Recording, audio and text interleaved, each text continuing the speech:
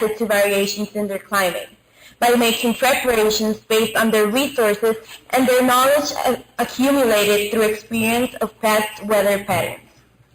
Periodically, they have also been forced to react and recover from climate extremes and surprises, such as floods, droughts, and hurricanes.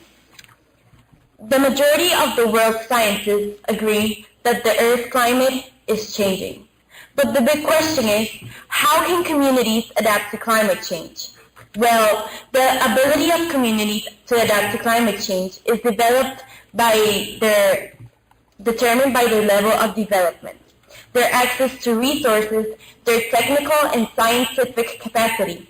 But the thing is that undeveloped countries don't have these resources to react. The impacts of climate variability create challenges for the world's poorest communities, as their livelihoods are likely to be more sensitive to climate change. These impacts may be related to more intense and more frequent extreme events, such as hurricanes or floods, and more long-term stresses, such as water scarcity and increased recurrence of droughts.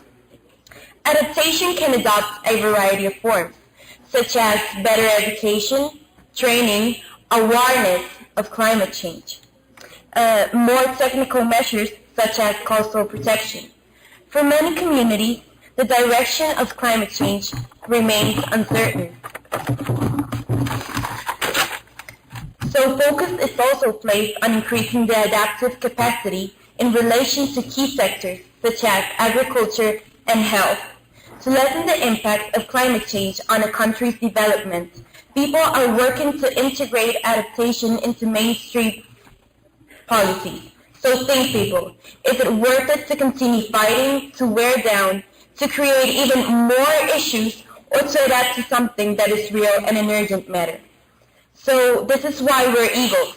This is why we have a leader's vision. We are the future generations, and I invite you to use your leader's vision. Thank you.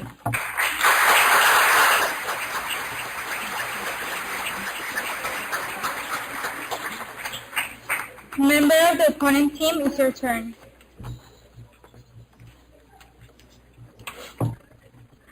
We are completely sure that the adaptation is not the solution. The real and effective answer for the climate change is the prevention and the mitigation. For this, it is necessary for everybody around the world to start making leadership in individual actions that the world population can easily do, because we have the chance and the power to help ending the catastrophic global warming. Of course, we know that the first steps are the most difficult ones. Take into account that initiative will create a very controversial discussion. As an example, we can take the present debate, which is based on if we may have to start the adaptation or the mitigation and the prevention first steps. It's for this reason that the first steps are the most difficult, but it's so important to take the decision fast before the climate change grows and make major catastrophes and danger to the world. If you stop to think for a second what first steps are possible and more effective, we can see that mitigation steps, because more people will collaborate in a useful way from their home, changing their thinking mode. An important issue is to change the mentality, because it's the route to finish all the problems that during the last years have been accumulated and now are the ones that bring all the global problematic. As a favor, we say to all the governmental people to improve education, and as an obligation to them, because we can't imagine a place where people are making actions without knowing what is the real purpose. Thank you.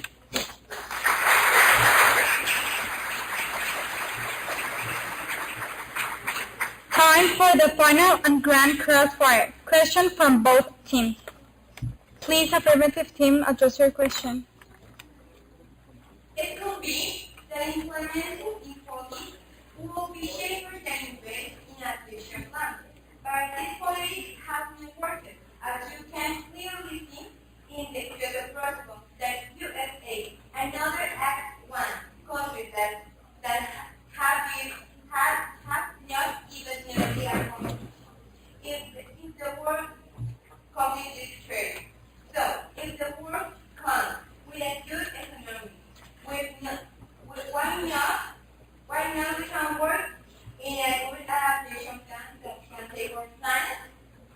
However, adaptation plans are involved political leaders that, shown by different organizations, can be corrupt, and the policies for mitigation can be made from home. So, did you think that other action will be worse than make individual action? We can start mitigating now from our home, while adaptation must be by governments that are in a high percentage corrupt. You're not taking into account that almost all the most affected countries have a huge economic problem, especially because of corruption. That is why we have to take in mind that maybe the economical resources can be lost, not in their totality, but in a high percentage. For example, the Transparency Agency, Bangladesh is one of the most corrupted countries in the world.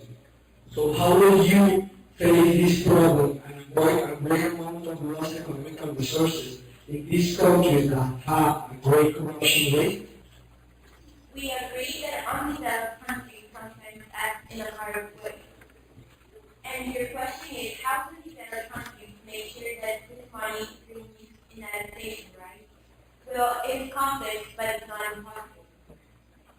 You can judge all the organizations because one who didn't work quite like you expect.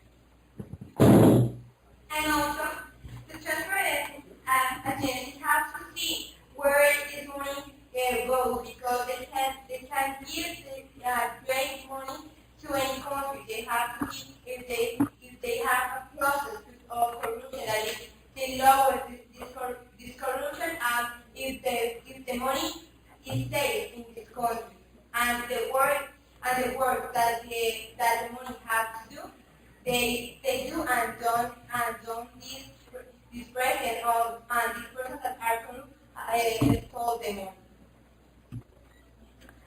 Time to conclude our debate with final focus and convince the audience about your arguments. Both teams take a minute to organize it. Climate change creates a great risk worldwide, but understanding and planning for and adapting to a changing climate, individuals and societies can take advantage of opportunities and reduce the risk. The consequences of climate variability and climate change are potentially more significant for the undeveloped countries than for the developed countries. Often, the developed countries depend on an economy that depends on the weather, like, for example, the agriculture and the forest activity depend on a local weather. Climate variability can cause abrupt disruption, such as flooding, drought, or tropical storms. So if we keep maintaining and it gives no result, let's start adapting to the impact, because rewind is not an option.